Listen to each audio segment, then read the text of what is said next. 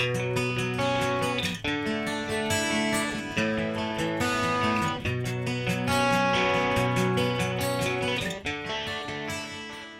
guys, Sandra here from Carcraft Auto Detailing in Melbourne. Today's video is one I've been wanting to do for a while, but just kept on getting sidetracked, which is how I maintain and extend the life of my machine-driven compounding and polishing pads, which in turn has saved me so much money on pads, and hopefully it could potentially do the same for you. This video will also hopefully be followed up by a second video that looks more specifically at pad washing techniques and my preferred method, which is perhaps a little different.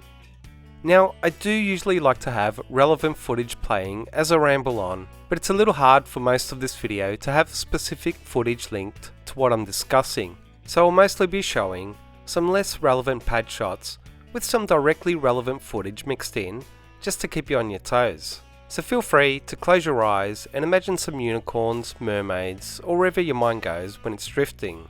But please keep it clean, as this is a family orientated detailing channel.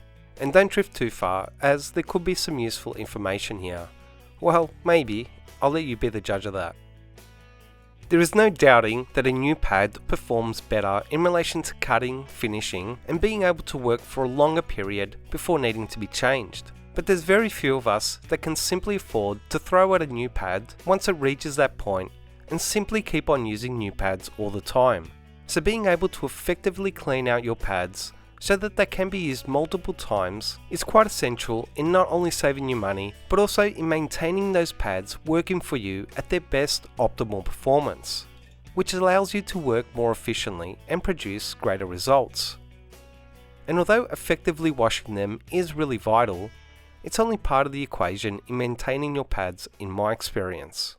For me, it's more of a maintenance system that actually starts when I order my pads, follows through onto how I control residue, swap out pads, manage heat, wash my pads, and ends with knowing when it's time to dig a grave and place a pad to eternal rest. So let me explain why my process starts with ordering my pads, as well as why I have so many pads, considering that I'm not exactly a high volume detailing business. It comes down to prolonging the life of my pads. If any of you guys have tried to correct the paint on a whole car using one or two pads, you will know that in general you'll pretty much destroy those pads, and towards the end of the correction you should also notice that the pads aren't working anywhere near to the level they were at the start, not to mention a whole bunch of other issues such as product splatter, excessive heat, dusting, and a near impossible wipe off of your compounds and polishes. These are all signs of trying to extract more use out of a pad than it's designed for or capable of. And unless you're willing to stop, wash, and dry your pads in between polishing, which really isn't the most productive practice, you really need more pads. Trust me, I know pads aren't cheap. In fact, they're up there with the most expensive ongoing detailing costs for me. But I can honestly say that I've more than halved my pad costs and increased their life by doing a few things differently. Firstly, is that I use a lot of pads when correcting the paint on a car, usually anywhere from 8 pads upwards per vehicle, and I actually have a system of which pad I start with in relation to its condition. Secondly is that I constantly swap out my pads as they begin to heat up and then swap them back after they've cooled. Thirdly, I manage the pad's residue by cleaning out my pads after every set of passes, regardless of whether they're foam, microfiber or wool. Fourthly, once a pad has gotten to the stage that it's full of both product and paint residue, it's never used beyond that point and goes straight into the wash pile. And lastly is my pad washing method itself, which, as I said, will be a follow-up video.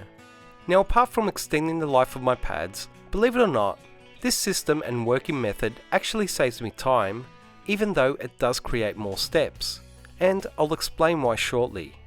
But firstly, let me elaborate on these points and explain how these steps have allowed my pads to last at least twice as long as they used to. What I've found and experienced is that dividing and sharing the workload of my pads from 2 or 3 pads in the past to now using 8 to 10 pads plus on a correction job is allowing those pads to last and perform better for far longer. Now, I do realise that financially it's initially a much larger investment, But in the long run, once you've made that larger initial purchase, you only then need to occasionally buy 1 or 2 pads to maintain it. And I've also found that many suppliers are willing to give discounts on bulk buys, which can further save you money. So what I've experienced is that each individual pad has gone from having an average life of being used on a few cars to now lasting and being used on dozens of cars before it's finally laid to rest. And I still have pads which I bought many years ago and I use regularly to prove it. Now how long each pad actually lasts is determined by many factors, such as the quality of the pad itself and the level of paint correction it's used to achieve. As in general, you'll find that polishing and finishing pads will last much longer than your cutting and compounding pads. Now another almost trivial seeming factor that I adopt is that I use the newer pads in better condition first. As in the past, I did the opposite, and would always try and save my better pads for last, not wanting to use them until necessary. But the whole idea of extending the life of your pads means that you shouldn't run your older, more worn pads into the ground and save your newer ones. You want to distribute that wear as evenly as possible and thus maintain the larger amount of pads you have for longer. Plus, I'm sure you all would have noticed how a brand new pad produces quite different results to a pad on its last legs. So having all your pads at a similar condition level will also give you much more consistent results. Heat management of your pads is one of the most important factors in extending the life of them. As the pads heat up, they become softer and stickier, which increases their vulnerability to wear and tear. And from a productivity stance, it also causes your compounds and polishes to break down faster, reducing their longevity and contributing to dusting and a more difficult product wipe-off. It also means that the results you got from your initial panel test section on a cool pad will be different as the pads build up and store excessive heat. So depending on a few factors, such as the temperature and environment, the specific pads, machines and products I'm using, I generally swap out my pads after every few section runs and allow them to cool down, and then once cooled, swap them back. And I keep doing this throughout the correction. It literally takes a couple of seconds to do this, and I guarantee it will extend the life of your pads, give you more consistent results, and save you time and perhaps your sanity in not having to deal with excessive dusting and a hard to near impossible polish wipe-off. Equally as important is residue control. As the pad continuously picks up and stores both your polishing product and the paint residue, many things begin to happen. Firstly is a shift in that pad's weight.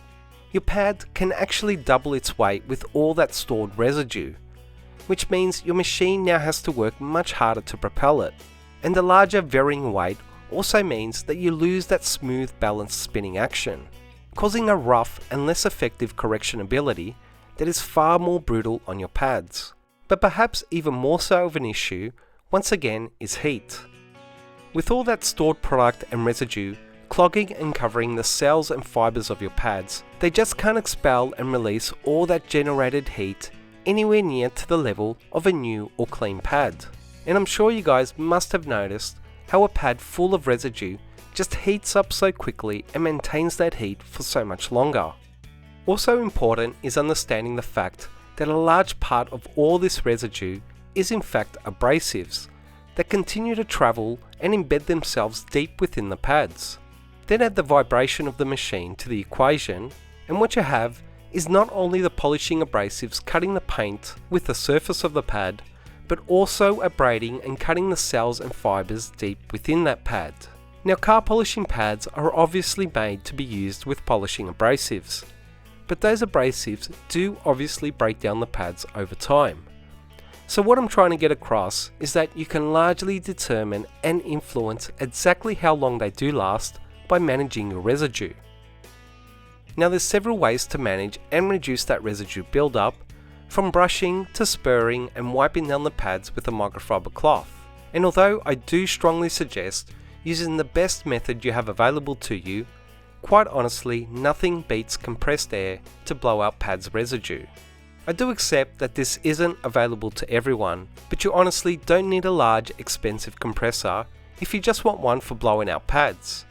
Even the smallest of air compressors will do a far better job than any other method. And what's more, the compressed air also works fantastically at reducing the pad's heat each time you blow it out. But as I stated before, beyond extending the life of your pads, these methods I use actually save me time and produce quicker, more consistent and better results, and this is why. Today's compounds and polishes are so much better than they used to be, and apart from a few lower quality products that use outdated technology, most of these polishes contain a combination of diminishing abrasives. So for compounds in particular, you start by utilizing larger, coarser abrasives that then diminish into finer ones, which gives you a great amount of cut followed by a great finish. But when you decide not to brush or blow out that spent product and paint residue and just keep on adding product to the pad, you're continuously reducing the product's effectiveness and your progress with each set of passes, as you're now not only starting with the larger abrasives, but you're also polishing with both the smaller, spent and exhausted abrasives and introducing the clear coat you removed with your pad back onto the paint. Now it's called residue control and not residue elimination because you can't remove all of it every time, but controlling all that residue to the best of your means will save you time, will save your pads, and most importantly, reduce stress by giving you more consistent results and a more user-friendly paint correction experience. Next is knowing when a pad is full and beyond blowing or brushing out and really needs to be washed before you use it again.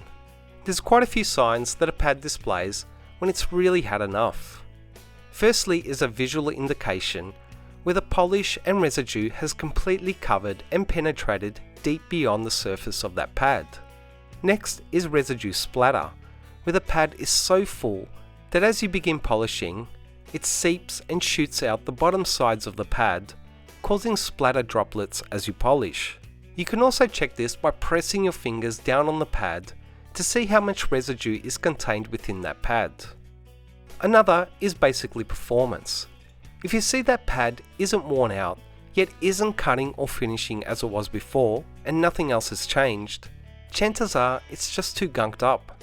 But most importantly of all is not using that pad once it reaches that stage, as apart from it really not being a good use of your time, as it just can't perform as it should be, this is where you will do the most damage to that pad.